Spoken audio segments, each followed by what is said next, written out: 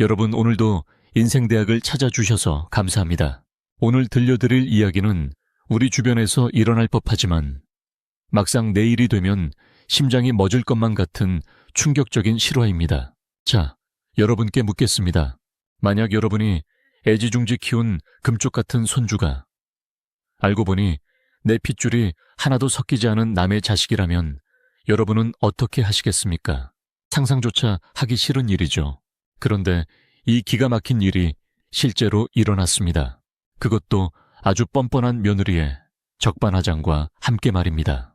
오늘 이야기는 단순히 누군가를 비난하기 위한 것이 아닙니다.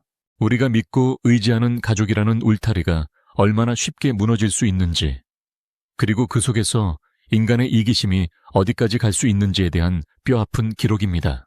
지금부터 그 기막힌 사연 속으로 들어가 보겠습니다. 제 아들은 참 착했습니다. 아니, 요즘 세상에선 너무 착해서 탈이라는 말이 더 어울릴지도 모르겠네요.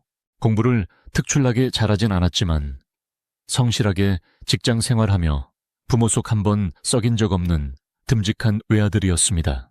그런 아들이 30 중반이 다 되도록 장가를 못 가니 제 속이 얼마나 타들어갔겠습니까?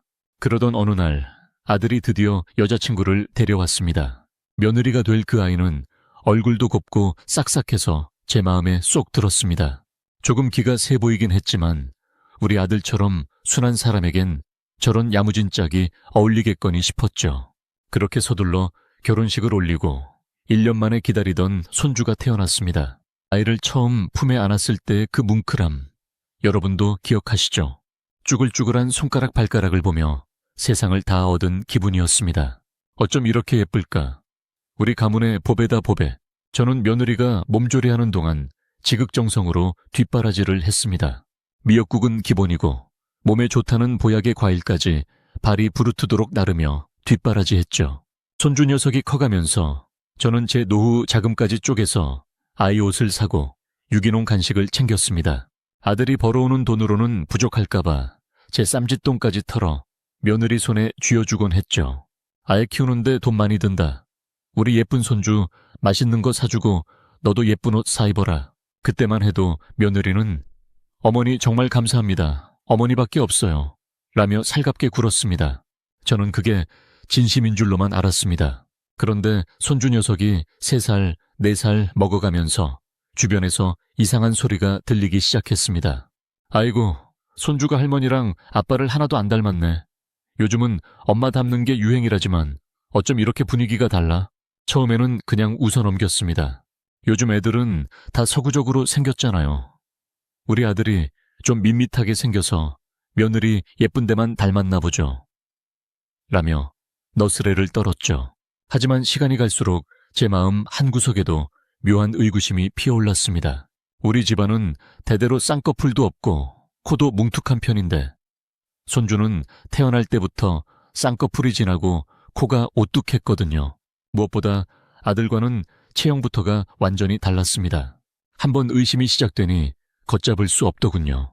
아들이 퇴근하고 돌아와 아이와 놀아주는 모습을 가만히 지켜보는데 정말이지 피 한 방울 섞이지 않은 타인처럼 느껴지는 순간이 있었습니다. 설마 아니겠지. 내가 요즘 유튜브를 너무 많이 봐서 망상을 하는 건가 싶어 제 뺨을 때려보기도 했습니다. 하지만 사람 직감이라는 게 참 무섭더군요. 어느 날 아들네 집에 들렀다가 며느리의 휴대전화로 걸려온 낯선 이름의 연락을 우연히 보게 되었습니다. 저장된 이름은 그냥 평범한 이름이었지만 주고받은 메시지 한 줄이 제 심장을 얼어붙게 했습니다. 우리 아기 보고 싶다 라는 내용이었죠. 심장이 덜컥 내려앉는다는 게 어떤 기분인지 그때 처음 알았습니다. 머릿속이 하얘지고 다리가 후들거렸습니다. 하지만 저는 그 자리에서 소리를 지르거나 며느리를 추궁하지 않았습니다. 혹시라도 제가 오해한 것이라면 평화롭던 가정이 순식간에 파탄 날 테니까요. 저는 냉정해지기로 했습니다. 확인이 필요했습니다. 며칠 뒤 아들네 놀러 갔을 때 손주 녀석의 칫솔과 머리카락을 몰래 챙겼습니다. 그리고 아들의 머리카락도 함께 준비했죠. 유전자 검사 기관을 찾아가는 길은 마치 도살장에 끌려가는 소처럼 발걸음이 무거웠습니다. 속으로는 제발 내가 미친 노인네라서 괜한 의심을 한 것이기를 결과가 친자 성립으로 나오기를 1000번 만번 기도했습니다. 일주일 뒤 우편함에 도착한 서류 봉투를 뜯는 제 손은 사시나무 떨듯 떨리고 있었습니다. 봉투를 여는 순간 제 눈앞에는 믿기지 않는 문구가 적혀 있었습니다. 불일치, 확률 0%. 눈앞이 캄캄해졌습니다. 세상이 빙글빙글 돌고 숨이 막혀왔습니다. 세상에, 이럴 수가. 우리 아들이, 우리 금쪽 같은 아들이. 제 아들은 그 아이가 제 자식인 줄 알고 밤낮으로 일하며 헌신했습니다. 아이가 감기라도 걸리면 밤새 잠 못 자고 간호하던 아들이었습니다. 그런데 그 모든 세월이, 그 모든 정성이 남의 자식을 위한 것이었다니요. 분노가 머리끝까지 치밀어 올랐습니다. 저는 그 검사지를 품에 넣고 당장 아들네 집으로 달려갔습니다. 현관문을 열고 들어가자 며느리는 거실에서 한가롭게 텔레비전을 보며 과일을 먹고 있더군요. 그 평화로운 모습이 왜 그리 가증스러웠을까요? 저는 아무 말 없이 며느리 앞에 검사지를 집어 던졌습니다. 며느리는 당황한 기색이 역력했지만 이내 서류를 훑어보더니 표정이 차갑게 굳더군요. 저는 소리를 질렀습니다. 이게 뭐야? 이게 도대체 무슨 일이냐고. 네가 어떻게 우리 아들한테, 우리 가족한테 이럴 수 있어. 그런데 여러분, 그 다음 며느리의 반응이 정말 압권이었습니다. 미안하다고 빌 줄 알았나요? 천만에요. 며느리는 오히려 비웃는 듯한 표정으로 저를 쳐다보며 말하더군요. 어머니, 이거 훔쳐서 검사하신 거예요? 정말 무서운 분이시네. 남의 사생활을 이렇게 파헤쳐도 되는 거예요? 기가 막혔습니다. 사생활. 네가 지금 사생활이라고 했니? 네가 남의 자식을 데려와서 우리 집안의 대를 잇는 것처럼 속인 게 사생활이야. 당장 이 집에서 나가. 우리 아들 인생 망친 이년아. 제 욕설에도 며느리는 눈 하나 깜짝하지 않았습니다. 오히려 소파에 등을 기대고 앉아 당당하게 대꾸하더군요. 어머니, 냉정하게 생각해보세요. 당신 아들이 얼마나 무능한지 아시잖아요. 결혼하고 1년 동안 애가 안 생겼을 때 당신 아들 검사해 보셨어요? 아들 기 죽을까봐 말 안 했지만 당신 아들 정자수가 부족해서 자연 임신이 거의 불가능하다고 했단 말이에요. 내가 오죽 답답했으면 그랬겠어요? 나도 여자로서 아이 낳고 평범하게 살고 싶었다고요. 이 말을 듣는 순간 제 뒤통수를 망치로 얻어맞은 것 같았습니다. 내 아들이 무능해서 그랬다니요. 그게 남의 자식을 베어서 들어온 이유가 된다는 말입니까? 며느리는 말을 이어갔습니다. 어머니가 손주 보고 싶다고 달달 볶으셨잖아요. 명절 때마다, 제사 때마다 아이 소식 없냐고 눈치 주신 건 기억 안 나세요? 나는 그 압박감 때문에 죽고 싶었어요. 그래서 어쩌다 실수로 생긴 애를 당신 아들 자식으로 키운 건데 그게 그렇게 죽을 죄예요? 어쨌든 당신 아들은 자기 자식인 줄 알고 행복해 했잖아요. 어머니도 손주 재롱 보면서 즐거우셨잖아요. 그럼 된 거 아니에요? 정말 어처구니가 없어서 웃음도 안 나오더군요. 그럼 된 거 아니냐니? 너 지금 제정신이야? 이게 사람이 할 소리야? 제가 부들부들 떨며 말하자 며느리는 오히려 한술 더 떴습니다. 어머니, 지금 소문내고 이혼시키고 싶으시면 마음대로 하세요. 그런데 생각 잘하세요. 이혼하면 양육비는 당신 아들이 줘야 할걸요. 비록 피는 안 섞였어도 법적으로는 이미 아들로 등록되어 있거든요. 그리고 이 사실 알려지면 당신 아들 얼굴에 먹칠하는 건데 그 꼴 보실 자신 있으세요? 그날 저는 집으로 돌아오는 길에 길가에 앉아 한참을 울었습니다. 며느리의 그 당당한 눈빛과 비수 같은 말들이 가슴속에 박혀 떨어지질 않았습니다. 내 아들을 위해서 입을 다물어야 하는지 아니면 이 추악한 진실을 폭로하고 모든 걸 바로잡아야 하는지 판단이 서질 않았습니다. 하지만 여러분, 진실은 결국 밝혀지게 마련이죠. 저는 며칠 밤을 꼬박 새우며 고민하다가 결국 아들에게 모든 것을 털어놓았습니다. 아들이 받을 상처를 생각하면 가슴이 찢어지는 것 같았지만 평생을 속고 사는 것보다는 지금이라도 진실을 아는 게 맞다고 생각했기 때문입니다. 아들은 검사지를 보고 한참 동안 말이 없었습니다. 눈물조차 흘리지 못하고 그저 멍하니 벽만 바라보더군요. 그리고 며칠 뒤 아들은 며느리에게 이혼을 통보했습니다. 하지만 과정은 순탄치 않았습니다. 며느리는 끝까지 자기의 잘못을 인정하지 않았습니다. 오히려 아들의 신체적 결함을 들먹이며 위자료를 요구했고 아이를 키우며 들어간 비용을 내놓으라고 적반하장으로 나왔습니다. 법정 싸움까지 가는 진흙탕 싸움이 시작된 거죠.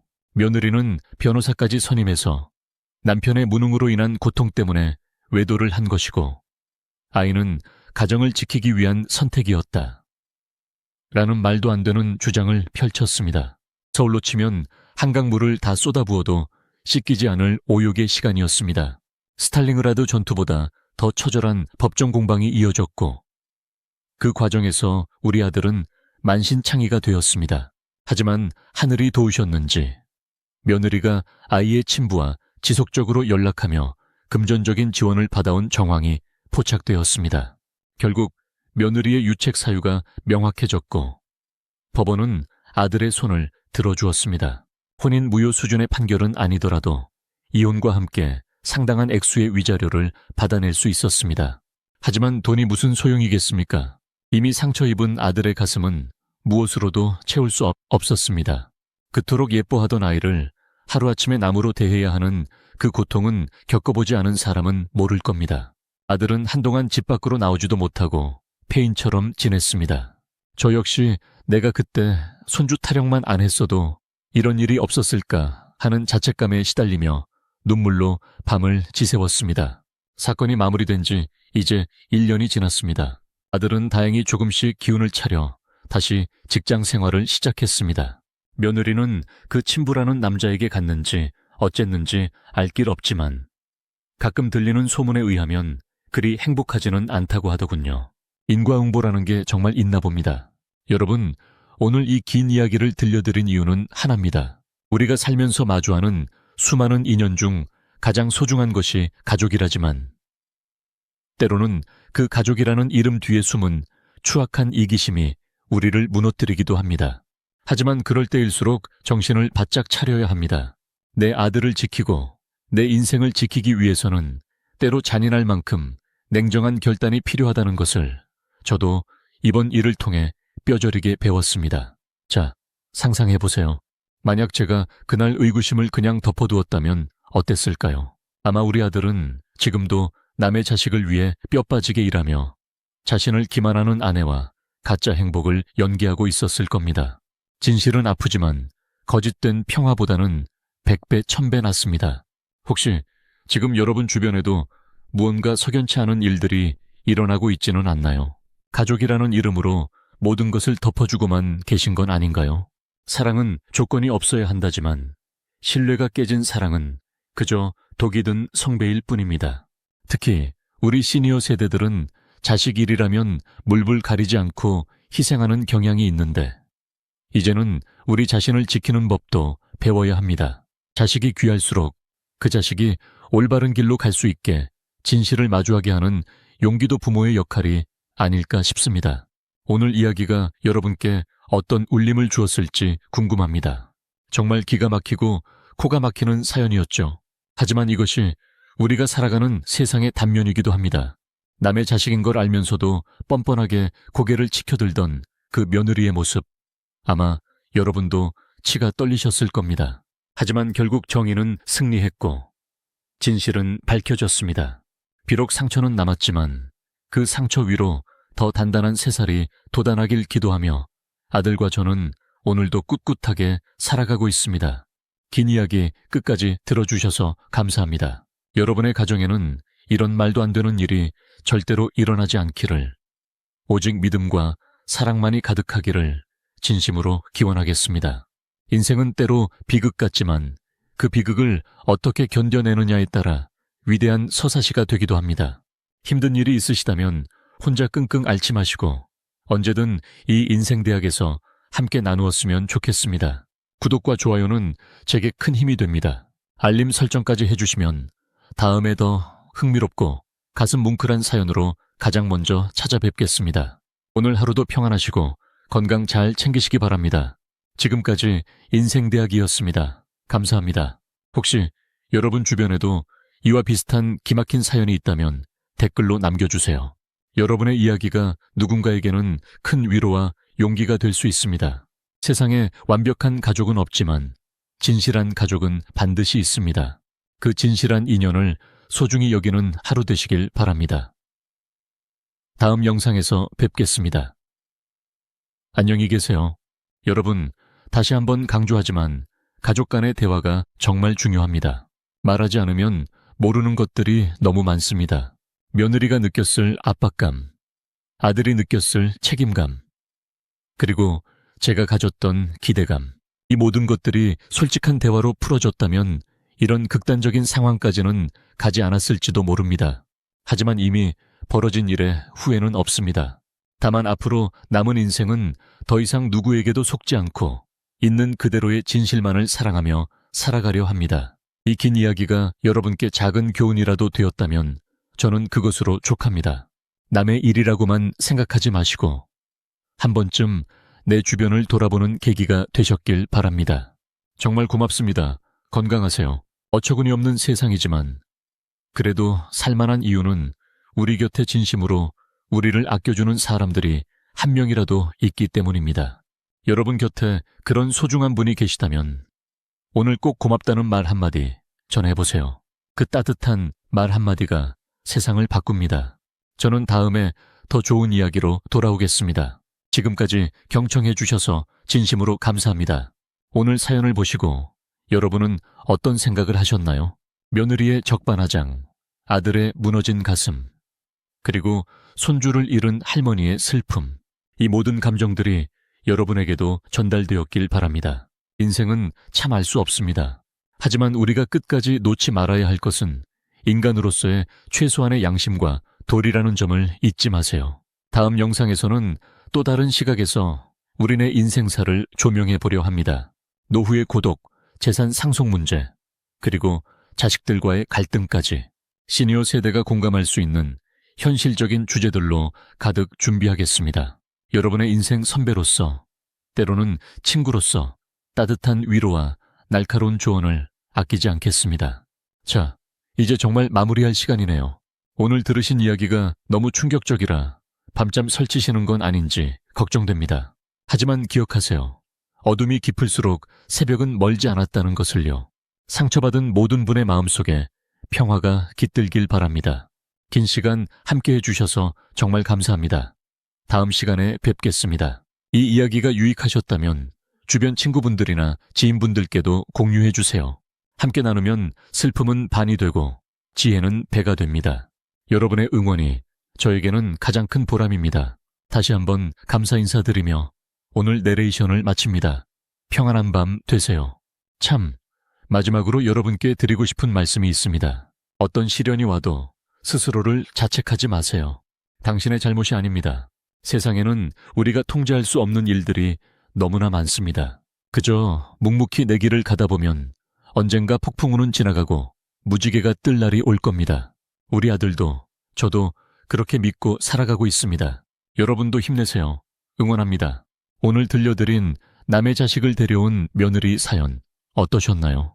현실은 때로 드라마보다 더 잔혹합니다. 하지만 그 속에서도 우리는 배우고 성장합니다. 오늘 이 사연이 여러분의 가슴 속에 작은 경종을 울렸다면 그것만으로도 충분합니다. 끝까지 들어주신 시청자 여러분, 진심으로 머리 숙여 감사드립니다. 저는 더 좋은 대본으로, 더 생생한 목소리로 다시 찾아오겠습니다. 여러분, 안녕히 계십시오. 인생대학은 항상 여러분의 곁에서 여러분의 이야기를 기다리고 있습니다. 여러분의 인생이 바로 한 편의 영화이고 위대한 소설입니다. 그 소중한 삶을 응원합니다. 감사합니다. 혹시 이와 비슷한 일을 겪으셨거나 고민 중이신 분들이 계신다면 주저하지 마시고 댓글로 여러분의 마음을 표현해 보세요. 혼자 감당하기 힘든 무게도 함께 나누면 조금은 가벼워질 수 있습니다. 우리 인생대학 구독자분들은 모두 따뜻한 마음을 가진 분들이라 서로에게 큰 힘이 되어주실 거라 믿습니다. 다시 한번 긴 여정을 함께 해주신 여러분께 깊은 감사를 드립니다. 여러분의 노후가 안락하고 평화롭기를, 무엇보다 정직하고 따뜻한 사람들로 가득하기를 기원하며 오늘 방송을 정말로 마칩니다. 감사합니다.